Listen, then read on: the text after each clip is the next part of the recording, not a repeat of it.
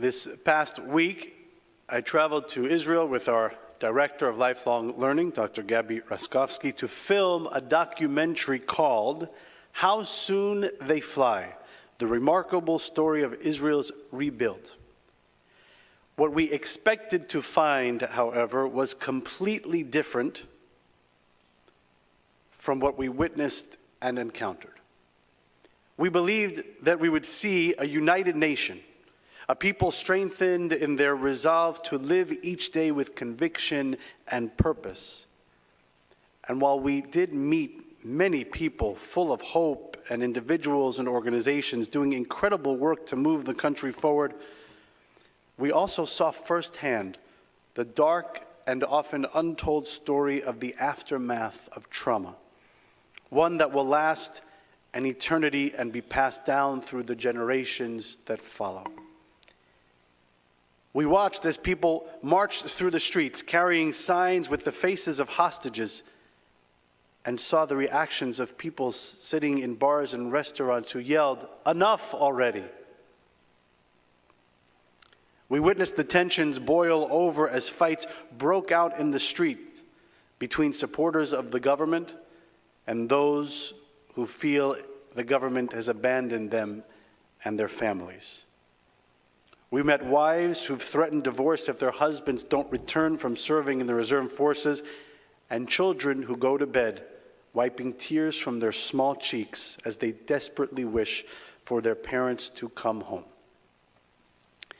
In this week's Torah portion, Chayei Sarah, the life of Sarah, we learn of Sarah's death. Many sages attribute her death to an event in last week's Torah portion, the binding of Isaac. You may recall that Abraham takes his son up to the mountain, ties him up, and prepares to slaughter him as commanded by God. And while Isaac's life is spared, the trauma of the event is too much for Sarah to bear. She suffers what we would call today a heart attack, and she dies. What we witnessed in Israel is a collective heart attack. The pain, the suffering, the stress are so real, so tangible. Walking through Tel HaShomer Hospital, we heard stories of mothers in intensive care who had suffered major cardiac events that doctors attribute to the pain and anguish they feel when their young sons and daughters are killed in action. The effect on soldiers fighting in Gaza and Lebanon is so profound that experts believe that suicide is now the #1 cause of death among soldiers shifting in and out of battle. Soldiers who spend months away from their families. We met one father who told us, speaking of his son, he told us he got out of Gaza, but Gaza did not get out of him, and he died because of it. Another issue plaguing Israel is a 25% increase in hard drug use. That's a conservative estimate. Cocaine, synthetic drugs, mind-altering substances are being used by Israelis to cope with the trauma of war, the pain of losing loved ones, and the desperation of not knowing whether the hostages are alive or dead.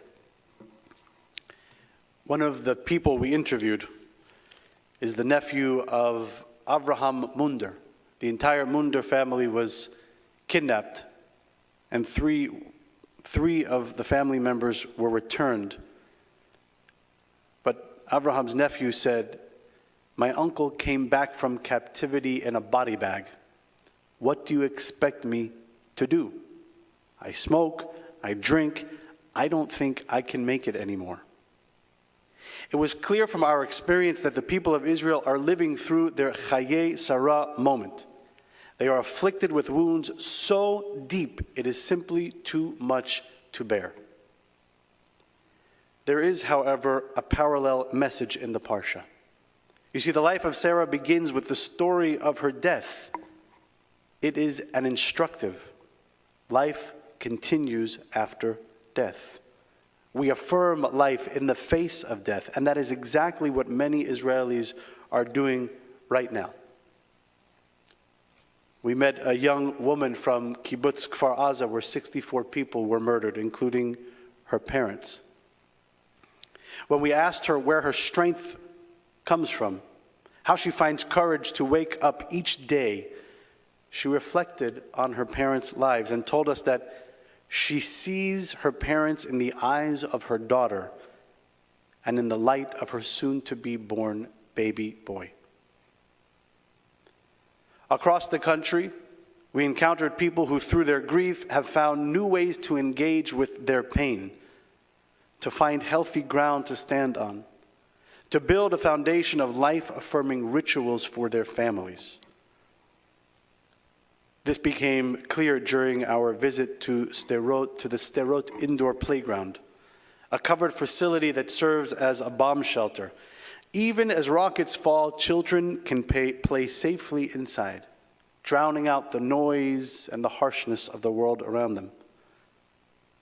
The parents of these children, although the tension is so visible in their eyes, are committed to giving their children a normal life, one in which they are shielded from the trauma around them. The Israeli people, and indeed every single Jewish person, every lover of humanity, every pursuer of justice, has been bound like Isaac. We've suffered extreme emotional pain. But we have also learned through our shared history that there is hope. From expulsions and pogroms to the Holocaust and now to October 7th, we will not quit. Let us remember the beautiful souls murdered on October 7th and in the 1,414 days since. Let us remember the hostages who remain deprived of their humanity, the families with empty chairs at the Shabbat table, the children who kiss a picture of their father or mother goodnight, still unable to understand that their parents will never come back. Like Parshat Chayei Sarah, let us be blessed with the opportunity to perpetuate legacy and remember that we as Jews affirm life in the face of death. We choose to fight for life. We die to protect the rights of others to live.